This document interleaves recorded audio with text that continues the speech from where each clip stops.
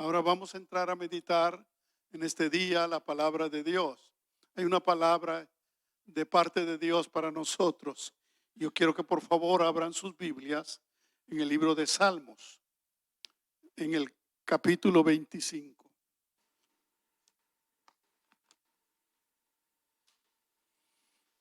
Versículo 14. Salmos 25, 14. Dice de la siguiente manera: la comunión íntima de Jehová es con los que le temen, y a ellos hará conocer su pacto. La versión nueva, versión internacional, dice: el Señor brinda su amistad a quienes le honran y les da a conocer su pacto. Esto lo que nos indica es que Dios es un Dios personal, que quiere intimar con nosotros. Él no quiere estar lejos, quiere estar cerca, pero depende de nosotros. Por eso el título de este mensaje es: ¿cómo está tu amistad con Dios? ¿Cómo está tu amistad con Dios? Oremos. Padre Santo, venimos delante de tu presencia para pedir tu bendición y preparar nuestras mentes y nuestros corazones para escuchar tu palabra. Gracias por la bendición que nos das de poder recibir tu palabra. Gracias por la oportunidad, Señor, que tenemos de saber que tú eres un Dios poderoso, lleno de amor y de misericordia, que nos amas, que quieres ser nuestro amigo, Señor, pero no un amigo lejano, sino un amigo cercano. Gracias por darnos la oportunidad en el nombre de Jesús. Amén. Yo no sé si usted alguna vez se ha detenido a pensar la bendición que tenemos como cristianos de establecer una relación con un Dios vivo, con un Dios real, con un Dios que nos ama, con un Dios que se manifiesta, que nos hace sentir su presencia cuando nosotros le buscamos, que nos responde cuando nosotros le clamamos, que quiere estar cerca de nosotros para cuidarnos, para atendernos. Pero depende de cada uno de nosotros el grado de relación que establezcamos con Dios, el grado de comunión que tengamos con Él. La Biblia nos habla y Dios mismo nos habla para que nos acerquemos a Él, para que le busquemos, para que tengamos una relación, porque es a través de esa relación que Dios se va a manifestar, que Dios va a dar a conocer sus propósitos. Dios tiene propósitos para el mundo en general, pero también tiene propósitos para cada uno de nosotros en particular. Y depende de nosotros. Por ejemplo, en las familias hay una situación interesante. Algunas veces dicen que un papá o una mamá tiene preferencias por un hijo. Y puede ser. Pero otras veces lo que sucede es que hay un hijo que busca más, que da más cariño, que se entrega más a los padres. Y entonces los padres obviamente le responden a ese hijo. Y no es que Dios tenga favoritos. Dios no tiene favoritos. Dios tiene íntimos. Depende de nosotros el grado de intimidad que querramos tener con el Señor. Mientras en una religión o en las demás religiones basta cumplir con ciertos principios, con ciertas tradiciones y costumbres para ser un buen religioso. Y las religiones son impersonales porque no hay Dios de por medio. No conocen a Dios. Y por lo tanto, su única amistad o su única relación es con el dirigente religioso. Pero es una relación impersonal basada en requisitos de esa religión. Sin embargo, en la vida cristiana, nosotros desarrollamos una comunión, desarrollamos una relación personal con Dios en donde no dependemos exclusivamente de lo que la iglesia nos transmite, de lo que la iglesia nos enseña. Por supuesto, eso nos ayuda precisamente a estrechar nuestra relación con Dios. Pero la relación personal se extiende en la vida diaria, se extiende en todos los aspectos de nuestra vida y cada uno de nosotros entra en una relación personal, de acuerdo a su interés, de acuerdo a su amor con Dios, que su vida entra en una dimensión diferente. Cada uno de nosotros puede estrechar la relación con Dios, depende de nosotros. Una persona que es religiosa puede separar completamente su vida íntima, su vida personal, su trabajo, sus cosas personales, separarlas totalmente de sus actividades religiosas. No hay problema porque no es una relación que llegue a lo profundo del corazón y que defina toda nuestra conducta y toda nuestra manera de ser. En una religión yo puedo tener mi vida y comportarme como sea, hacer cosas malas incluso, pero media vez cumplo con la religión, pues soy religioso. Pero en la vida cristiana, la relación con Dios nos afecta en todos los aspectos de nuestra vida, en todas las áreas de nuestra vida y en todo tiempo y en todo lugar. Nosotros no podemos olvidarnos de Dios cuando estamos en asuntos privados, cuando estamos en asuntos personales o asuntos de negocio. Dios es nuestro Dios. Él está con nosotros en todos los aspectos de la vida y en todo tiempo. Entonces, la vida cristiana consiste en desarrollar una amistad con Dios. Consiste en desarrollar una relación personal que va a depender de nosotros el grado de esa relación. La estrechez, la cercanía de esa relación va a depender de nosotros. Es necesario entonces ser amigo de Dios. Para ello necesitamos tener comunión diariamente con el Señor. Es cierto que venimos a la iglesia y lo necesitamos para identificarnos con los hermanos que tienen la misma fe y la misma comunión. Venimos, adoramos a Dios, recibimos de Dios a través de la iglesia. Pero la vida personal de cada quien va a depender de su relación personal con el Señor, del tiempo que usted le dedique a Dios, de la manera que Dios sea la prioridad de su vida, de la importancia que usted le dé a la obediencia a la palabra de Dios.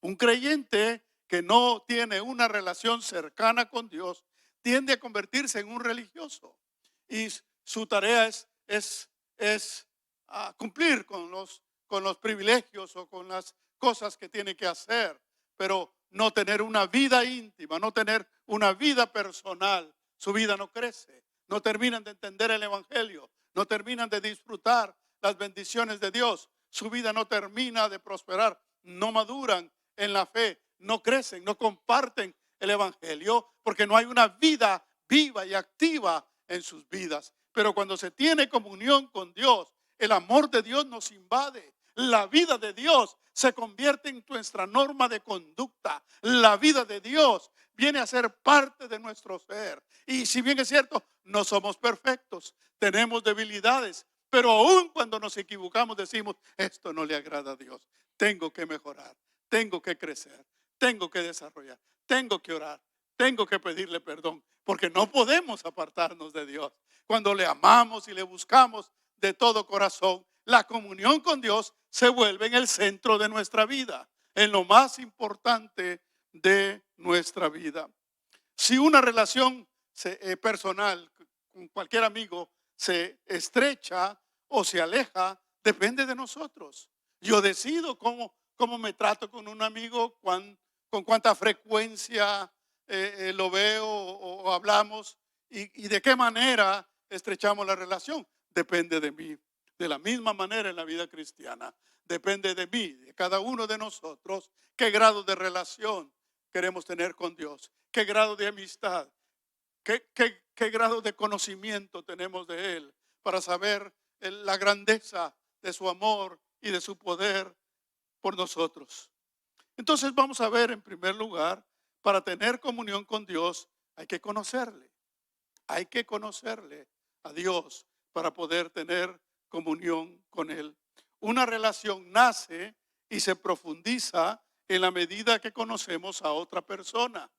No podemos relacionarnos con personas que no conocemos, que no sabemos quiénes son, que no sabemos qué intenciones tienen, que no sabemos qué hay en su vida.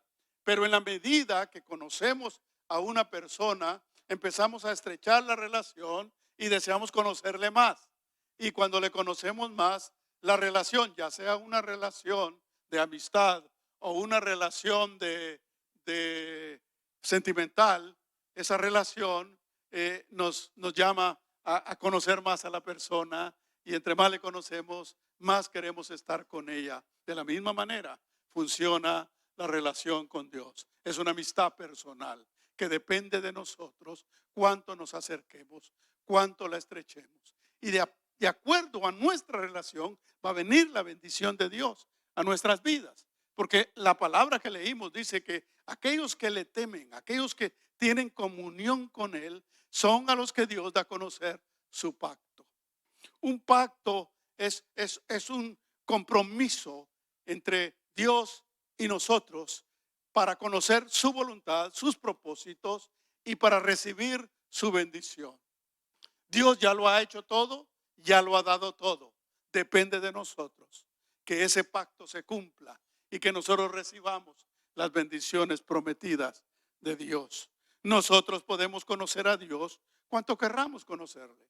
Nosotros podemos acercarnos a Dios cuanto querramos acercarnos. Depende de nosotros. Pero si Dios no es nuestra prioridad, si no le conocemos, si no sabemos quién es, qué es lo que hace, cuáles son sus propósitos eternos, nosotros permanecemos en una actitud indiferente. Nos da igual buscar a Dios, orar, leer la palabra, hacer su voluntad, porque no pasa nada, porque no hay una relación significativa, no hay una relación de valor que valga la pena meterse, como se dice, de lleno. Pero en la medida que un cristiano entra en una relación personal con Dios, queda atrapado por el amor y por el poder de Dios. Dios nos demuestra cuánto nos ama. Dios nos demuestra, y yo me quedo admirado como Dios responde cuando uno cree que está solo, o cuando uno cree que no va a salir de un problema, o cuando uno siente que la situación es demasiado fuerte. Pero cuando uno cree en Dios, porque le conoce, porque ha orado, porque ha estado cerca de Él, y uno ve y dice, wow, Dios es fiel, Dios es bueno y Dios no me ha dejado. Y eso es lo que nos maravillamos como hijos de Dios cuando le buscamos y cuando tenemos una comunión cercana con Él. Nosotros podemos estrechar nuestra relación si le conocemos. Dice Proverbios 8:17. Proverbios 8:17. Dice, yo amo a los que me aman y me hallan los que temprano me buscan. Qué precioso. Yo amo a los que me aman y me hallan los que temprano me buscan. Esto de temprano tiene dos acepciones. Una es temprano de edad. Entre más temprano busquemos a Dios, qué bendición. Hermano, usted no sabe la bendición que es para usted traer a sus hijos, a sus niños a la iglesia. Porque ellos van a aprender a buscar a Dios desde temprano. Por supuesto, temprano también se refiere a iniciar el día buscando a Dios. Buscando a Dios. Temprano, antes de que empiece la agitación y los problemas. Que Dios esté con usted. Que Dios le dé fortaleza. Que Dios le dé seguridad. Para que venga lo que venga, usted está seguro de que Dios no lo dejará solo.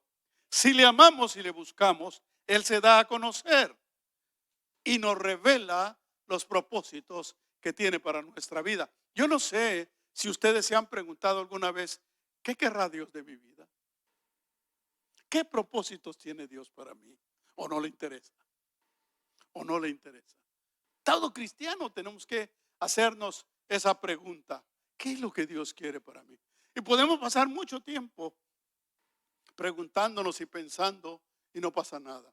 Pero si nosotros nos acercamos a Dios, si decidimos obedecer su palabra y estrechar nuestra comunión con Él, Dios nos va revelando lo que quiere. Y uno se queda asustado, cómo Dios te lleva, cómo Dios te dirige, cómo Dios te orienta y cómo Dios te da valor y te sube la autoestima, porque vas viendo y dándote cuenta cómo Él te quiere usar, cómo te quiere bendecir. Y de esa manera tu vida entra en una nueva dimensión, porque ya no vives a la deriva, ya no vives, pues yo no sé lo que va a pasar, a ver qué me espera, pues yo no sé. No, los cristianos no podemos vivir así. Le digo con toda humildad y con todo respeto, los cristianos tenemos que decir, yo sé que estoy en las manos de Dios, yo sé a dónde voy, yo sé a dónde Dios me lleva, si tengo comunión con Él. Si no, como dicen en inglés, sigo wandering, ahí ando para arriba y para abajo sin saber a dónde voy, sin saber lo que soy, sin saber qué me espera. A ver si tiene suerte con esta muchacha. A ver cómo le va con este muchacho. No, no, no, no, no.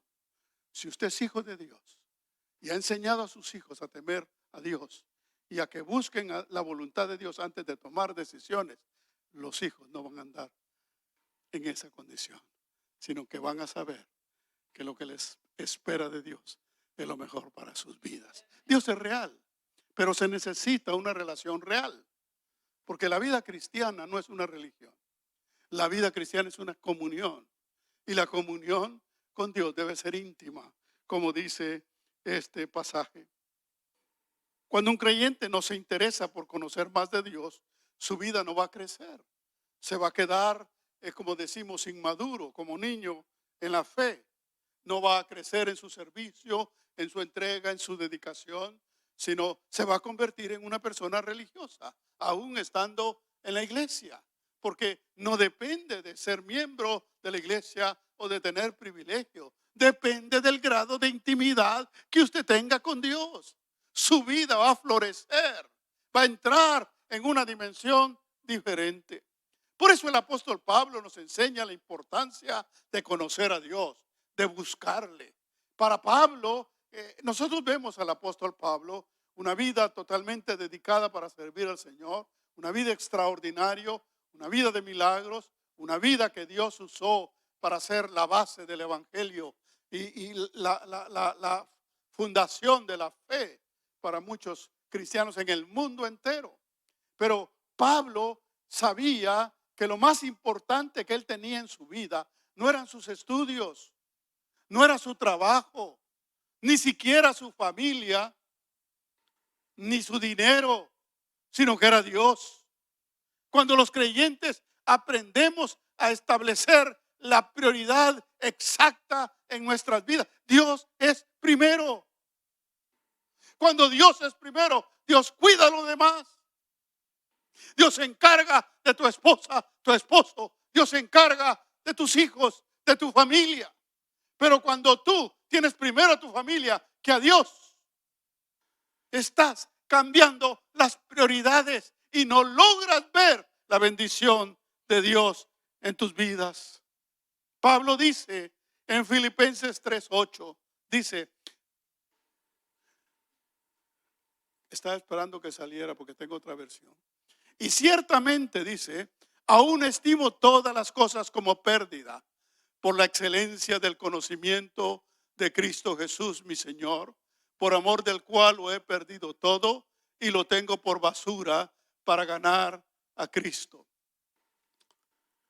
Esto pareciera ser fuerte.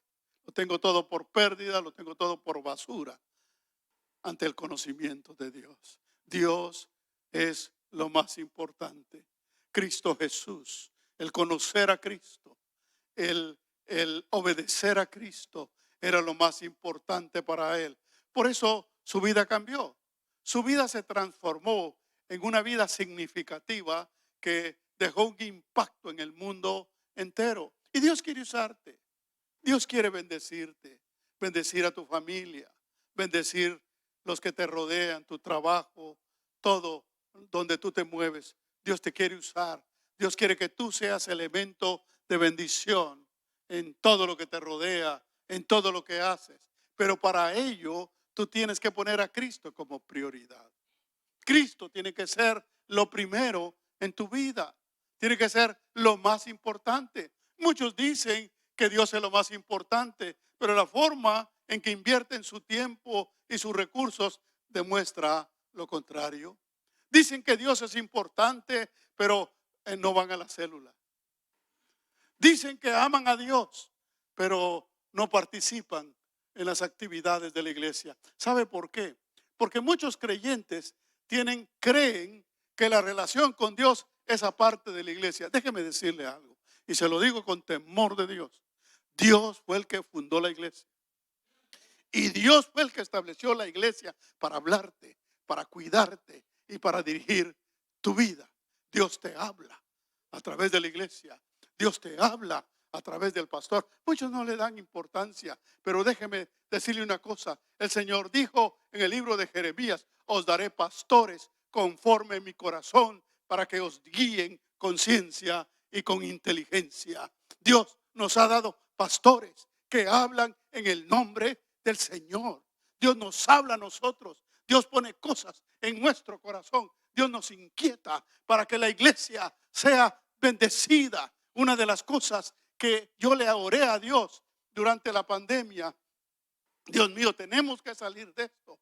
No podemos quedarnos así. Danos nuevos proyectos, nuevas ideas, nuevas familias, Señor, para empezar de nuevo. Y Dios está empezando a bendecir esta iglesia. Estamos teniendo ya nuevas personas y nuevas familias que están viniendo. Y todavía hay más, porque Dios nos va a bendecir. Dios nos ha dado nuevos proyectos y nuevas cosas para hacer. El próximo domingo estaremos hablando de eso, porque la iglesia Dios la quiere usar.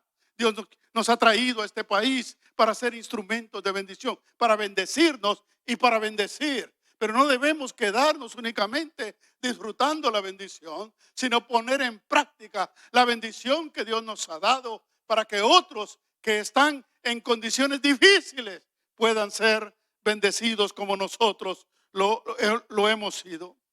Tristemente, muchos creyentes tienen otras prioridades, tienen otras cosas más importantes, tienen otras cosas a las que le dan tiempo, le dan esfuerzo y no están atentos a lo que Dios quiere hacer, no están dispuestos a servir, no están dispuestos a ponerse a disposición de la iglesia para que la iglesia los use, porque la iglesia es un instrumento tremendo de bendición para este mundo. Yo lo veo ahora con la movilización de las asambleas de Dios en Egipto y en otros lugares, porque tienen proyectos muy ambiciosos y Dios les provee de una forma admirable los recursos para poder ayudar a países tan lejanos, tan remotos, pero tremendamente necesitados. Dios cubre las necesidades y cuando uno escucha los testimonios dice: esto viene de Dios.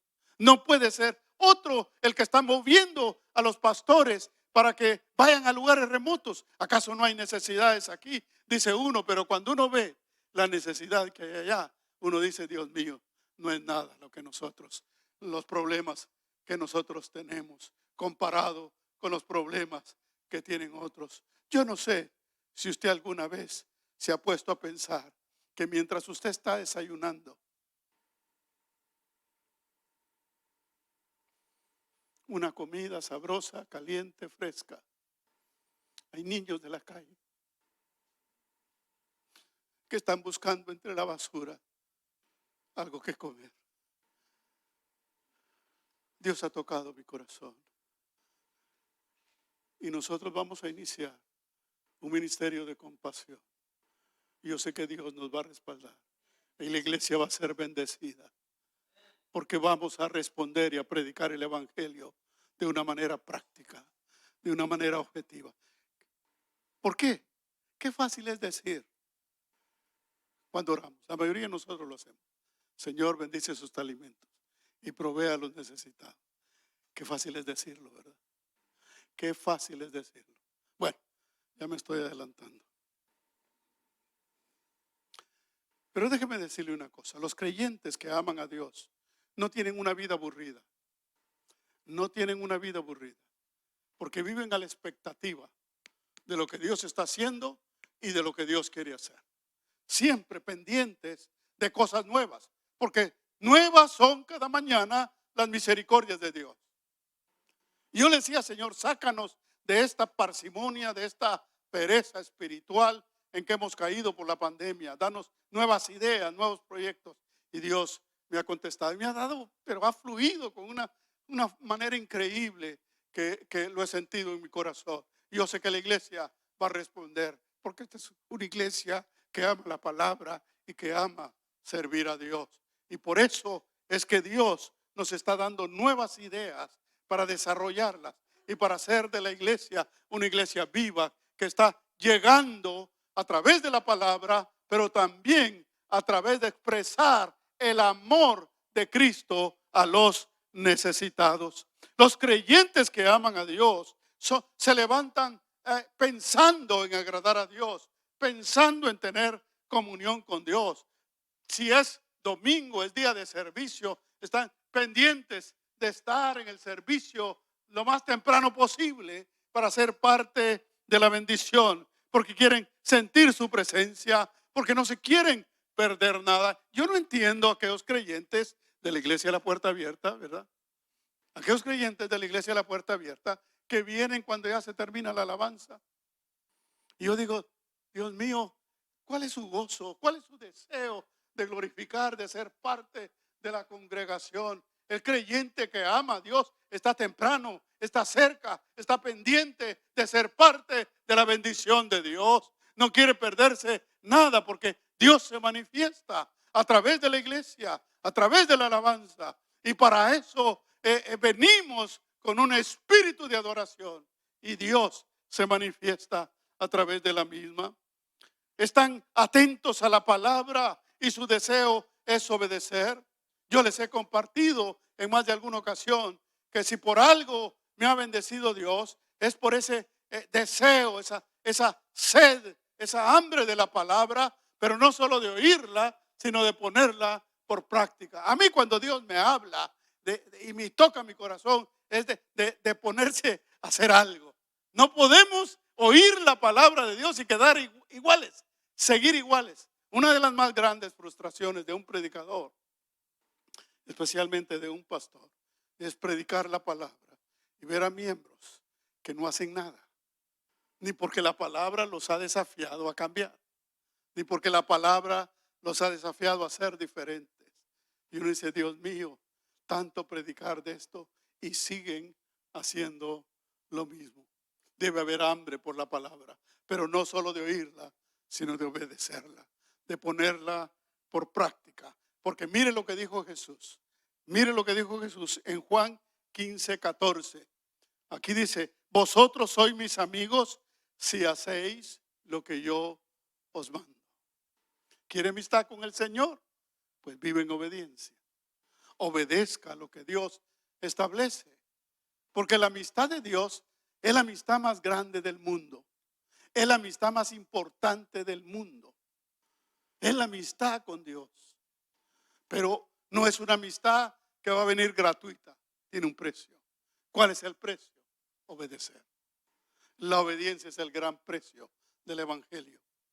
Cuando nosotros obedecemos, Dios se hace real. Dios se manifiesta y todas sus promesas se cumplen. A veces los cristianos reciben promesas. Dios le habló a través de un profeta, Dios le habló a través de la palabra, el Espíritu de Dios le hizo sentir y recibió una promesa. Pero si no es obediente, esa promesa no se va a cumplir. No se va a cumplir porque todas las promesas de Dios están sujetas a la obediencia. Si no hay obediencia, no espere cumplimiento de promesas. Eso está, puede leer todo el libro de Deuteronomio, ahí se los explicó clarito Moisés. Si me obedecieres, y empieza a describir, es un derroche de bendiciones, pero luego termina y empieza, y dice, pero si no me obedecéis, y vienen todas las consecuencias de la desobediencia. Entonces no nos engañemos, la bendición no es automática, las promesas no se cumplen automáticamente, tiene que haber amistad con Dios, tiene que haber comunión con Dios, tiene que haber obediencia. En segundo lugar, para tener comunión con Dios hay que amarle. Para tener comunión con Dios hay que amarle. Y el amor no es un sentimiento, no estamos hablando del amor humano. Estamos hablando del amor de Dios. El amor de Dios es una intención, un propósito de vida y un compromiso a toda prueba. Entonces, nosotros tenemos que saber que amar a Dios es una intención. O sea, yo me propongo, yo lo busco, y yo lo sigo. Y cuando hago algo digo, no, esto no es amar a Dios. Yo quiero amar a Dios. Es una intención, es un compromiso, es una entrega, es un propósito. Y cuando usted propone en su corazón amar a Dios, Dios empieza a llenarlo. Y el amor de Dios empieza a ser parte integral de su vida. Y usted vive para amar a Dios y para amar a los demás. Muchos dicen amar a Dios, pero en la práctica Dios ocupa un segundo plano, porque no tienen tiempo, porque hay otras prioridades, porque las cosas de Dios les son estorbo y terminan quejándose de servir a Dios o de hacer algo para Dios. Pero cuando uno ama a Dios con todo su corazón, las cosas cambian. Dios nos lleva a una dimensión diferente de vida. Empezamos a dejar el egoísmo personal y empezamos a ver el mundo como Dios lo ve. Empezamos a amar a las personas como Dios las ama. La Biblia establece firmemente que a Dios no se le puede amar a medias. No se le puede amar a medias. Muchas cosas, nosotros las amamos, las hacemos a medias. Por ejemplo, hay esposos que aman a medias a sus esposas.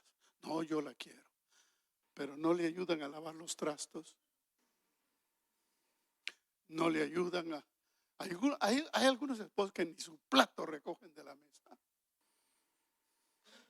Que está la esposa cansada y no solo no le ayudan, sino que quiere que esté dispuesta para él. Eso no es amor. Ese es el amor egoísta humano. El amor de Dios es sacrificial.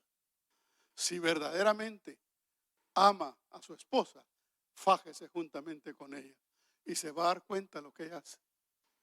Y se va a dar cuenta por qué dice estoy cansada. ¿Aló? No hay amén, ¿verdad? Pero es una realidad. Hay esposas que ya están cansados de sus esposos, cansadas de sus esposos. Ya no los atienden como los debieran atender. Cuando uno ama a medias, empieza a pensar en otras mujeres. O la mujer empieza a pensar en otros hombres. Y ahí nace la infidelidad. Hay infidelidad real que se lleva a la realidad e infidelidad mental, porque ya no aman a sus esposos o esposas. Lo mismo sucede con la comunión con Dios. Cuando nosotros no amamos a Dios con todo nuestro corazón, otras cosas empiezan a ocupar nuestra mente, otras cosas empiezan a ser nuestras prioridades en la vida y empezamos a vivir una vida a medias, que ni disfrutamos la comunión con Dios, ni disfrutamos el mundo, porque estamos tibios, como dice la palabra, y Dios no quiere gente tibia. Dios quiere gente caliente en el aspecto espiritual, que le busquen, que le amen con todo su corazón. Son como aquellos hijos malagradecidos que no valoran el amor y la entrega de sus padres y se concentran egoístamente únicamente en ellos. Esos hijos que no agradecen, que no ven el esfuerzo de los padres porque están pensando únicamente en ellos. Así somos muchas veces los cristianos. Cristo dio su vida por nosotros, lo dio todo por nosotros, siendo creador, siendo Dios, lo dejó todo. Sin embargo, nosotros le damos la espalda porque tenemos otras prioridades. Somos egoístas en nuestra comunión con Dios. En tercer lugar, sin comunión no hay propósitos ni pacto. La vida, cuando no se conoce a Dios, los incrédulos, la gente que no ha entregado su corazón al Señor, vive sin propósito. Viven una vida egoísta pensando en ellos y creyendo que las cosas materiales le van a resolver su vida y le van a traer satisfacción. Y como dice la palabra, son como cisternas rotas que no retienen agua. Todo lo que hacen entra y se va. Y aunque tengan dinero y aunque tengan apariencia de felicidad por las cosas materiales, en realidad siguen con un vacío. Porque si el dinero y las cosas materiales fueran la satisfacción de la vida, pues entonces habría que ser rico, ¿verdad? Y los ricos ni sufrirían ni tendrían problemas. Pero déjeme decir una cosa, los ricos también lloran, como dice la telenovela. Los ricos también sufren, los ricos también se enferman, los ricos también se suicidan. ¿Por qué? Porque es como que quisieran retener la bendición de Dios en sacos rotos o en un coladero, ¿verdad? Echan agua y se va de largo. Así es la vida del que no conoce a Dios. Está llenando, llenando y siempre está vacío. Porque no conocen a Dios. Porque no tienen una relación personal. Ahora, lo más triste es cuando un creyente vive igual que los incrédulos, más interesado en las vanidades de la vida, en las cosas materiales, que en su comunión con Dios. Nosotros somos hijos de Dios, llamados a tener comunión con Dios, y las cosas materiales deben ocupar un segundo plano, como dice la palabra. Buscad primeramente el reino de Dios y su justicia, y todas las demás cosas, las cosas materiales, vendrán por añadidura. El pacto de Dios es el compromiso que un creyente establece con Dios. Es Dios el que genera el pacto, un pacto de bendición a cambio de nuestra obediencia. Pero depende de nosotros el cumplimiento del pacto. Dios está dispuesto. Dios tiene siempre su corazón abierto, pero depende de nuestra fidelidad y de nuestra obediencia que ese pacto fluya con todas sus bendiciones. Quien vive en comunión cercana con Dios, vive bajo su protección y bajo su prosperidad. Dios prospera al creyente. Y yo le voy a decir algo con todo respeto, con toda humildad. Si usted no ha prosperado, revise cómo está su amistad con Dios. Revise cómo está su relación con Dios. Cuando yo hablo de prosperidad, hablo en sentido integral, en todos los aspectos de la vida, tanto en lo material como en lo espiritual. Porque Dios quiere bendecirnos integralmente. Dios quiere protegernos.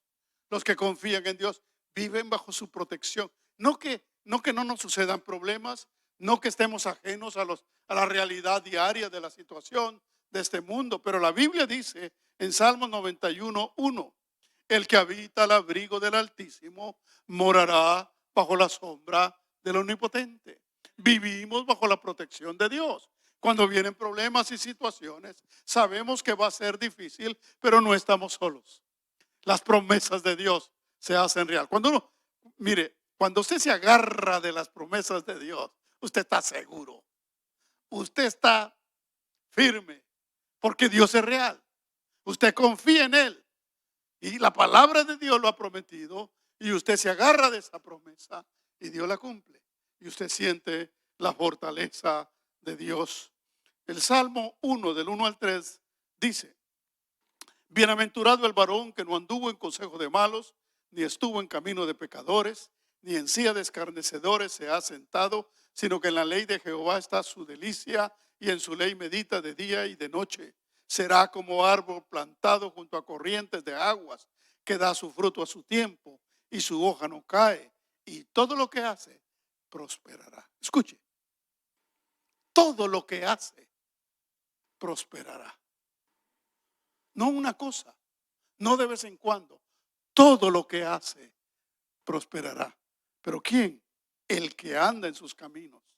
El que no anda en consejo de malos. Ahora, si usted depende de los pecadores, de los incrédulos, para hacer negocios y para prosperar, perdóneme, pero eso está en contra de la palabra. No espere la bendición. La bendición viene a los que confían plenamente en el Señor. Dice que da su fruto a su tiempo y su hoja no cae, y todo lo que hace prosperará. Dios quiere prosperarnos. Dios quiere bendecirnos. Dios quiere que su pueblo sea un ejemplo de la bendición de Dios. Cuando Israel vivió en obediencia, fue un ejemplo extraordinario. Los pueblos temían al pueblo de Israel porque sabían que Dios estaba con ellos. Dios los bendecía y prosperaban. Y todavía esa bendición de Dios ha quedado en ese pueblo, porque a donde quiera que van son bendecidos. En donde quiera que estén son prosperados, porque las promesas de Dios se cumplen. Quizá no como Dios quisiera por la desobediencia, pero Dios es fiel. Dios cumple sus promesas. Pero se necesita no una comunión lejana, sino una comunión íntima con Dios. No hay bendición ni prosperidad si no hay comunión cercana con Dios. No importa las promesas que hemos recibido, si no hay obediencia en nuestro corazón, nos perdemos la bendición de Dios. Yo leí hace algunos domingos ese pasaje en el Antiguo Testamento que dice que Dios los bendijo por montones, de tal manera que no sabían qué hacer con la bendición. Y tuvieron que construir bodegas para almacenar todo lo que habían recibido de parte de Dios. Amén. Dios quiere bendecirnos. Dios quiere bendecir tu vida. Lo único que quiere, acércate más a mí. Y Dios te va a bendecir. Acércate más a mí. La vida de un cristiano en comunión con Dios debe ser siempre a la expectativa de lo que Dios quiere hacer. No de lo que tú quieres hacer, sino de lo que Dios quiere hacer. Por eso uno ora y espera en Dios. Uno no debe orar, Señor, tengo esta idea, tengo este pensamiento, bendícelo. No. Señor, ¿qué tienes para mí? Estoy a la espera. Como dijo David, el Señor cumplirá sus propósitos en mí. Esa debe ser la oración del cristiano. Qué privilegio ser amigo de Dios. Qué privilegio. ¿Cómo está tu amistad con Dios? Póngase de pie. Gracias, Señor.